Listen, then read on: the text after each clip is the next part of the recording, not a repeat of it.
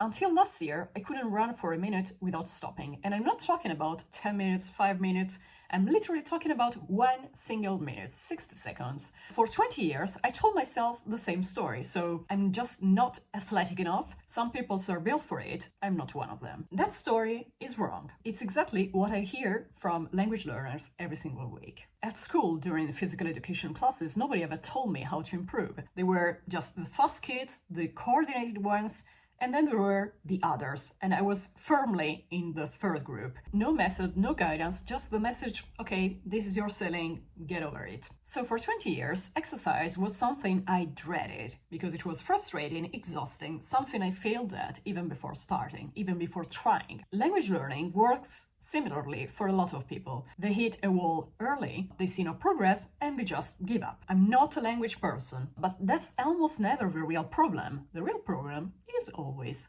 the method. Last April, I decided to fix my running situation or my sports situation once forever. So 2 sessions a week, nothing heroic, and I built everything around the idea of making it impossible for me to skip it. Principle number 1, eliminate the distance. I used to think running would mean going to a proper park, which in my case was 30 minutes away on foot. So I would arrive already tired, and when there was wind or falling branches, of course I had a perfect excuse not to go there. So I stopped going there, and instead of going to this park, I just run in the streets near my apartment, which is less scenic, but at least I have zero excuse. For language learning, that's the same. You don't need expensive courses or the perfect app, because 10 minutes a day with what you already have, which means a pen, some paper, and your phone, is enough to start. Try to remove the idea that you need the perfect conditions to do anything, because actually the threshold you need to reach is very low. Principle number 2, eliminate friction. On cold Brussels morning,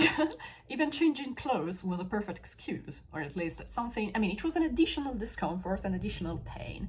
And so I started laying out my running clothes just next to my bed the night before, so that it was ready for me to put it on whenever I would wake up. So it was one less decision, one less reason not to go. For language learning, we can do the same again. So pick a moment in the day that's roughly always the same, and make it automatic. For example, it can be during a breakfast, a coffee break, a lunch, dinner, whatever. You just need to add, for example, next to your plates and the bottle of water, you just need to add your paper and pen as well. Put your notebook there and make the absence of it feel wrong. Principle number 3, make it easier. My old phone had ads because I used to listen to Spotify.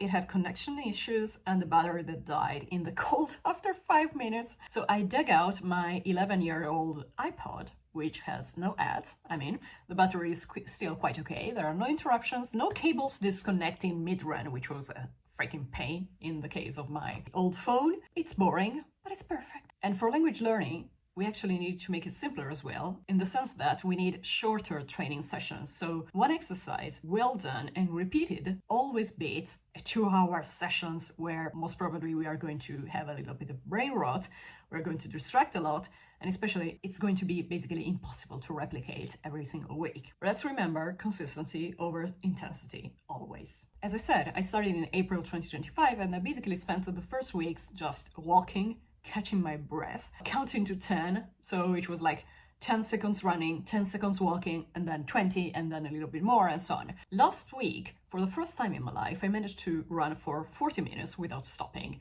And it was not because I suddenly became athletic, of course, but I could because I stopped waiting for the perfect conditions and I started eliminating all the things that made it easy for me to quit. Now, all of this applies to language learning as well, and I would like to talk about 3 mistakes that are very recurring. Mistake number 1, treat the language like a school subject. When you learn a song by heart, you don't start with the grammatical analysis. So you listen, you repeat, you feel the patterns, and the lyrics start coming automatically just because you've heard them so many times. Languages actually work the same way. Repeated exposure to patterns, listening, reading, noticing what repeats and how, is how fluency actually builds.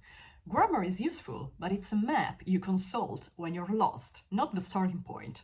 You don't begin a road trip by memorizing the entire atlas. I never studied languages the traditional way beyond school because I had to do it at school, otherwise I wouldn't get a nice note. So no vocabulary list, no paradigm tables. What I did was listen, repeat, and develop a statistical ear. So the idea is a sense of what sounds natural because you've heard it so many times. The mistake number 2 is having unrealistic expectations. Please don't compare your progress to mine. I've been doing this for 20 years.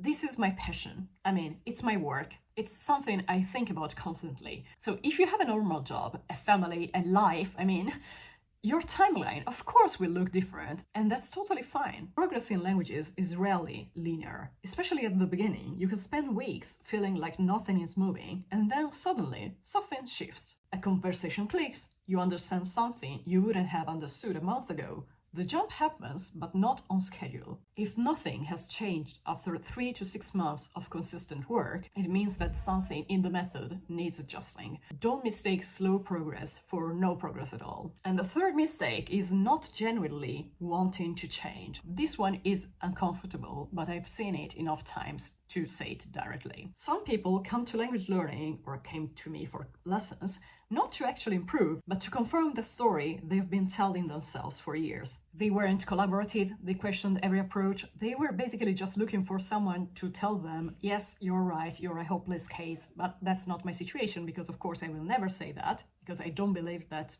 hopeless situations actually exist. So the lesson actually became a battleground instead of a learning moment. This isn't always a conscious choice. For example, school systems that are quite quick to label cases like talented or not talented can have a lasting effect for decades. But for example, some weeks ago exactly, I met a man who had studied Russian for 9 years at school. Grammar, translation exercises, technical text, the perfect Soviet learning method applied to languages, because he was originally from the former East Germany. His daughters are now multilingual because his wife is actually Russian, and he still can't speak Russian. 9 years of school studies plus a lifetime basically with your wife, and you still cannot speak.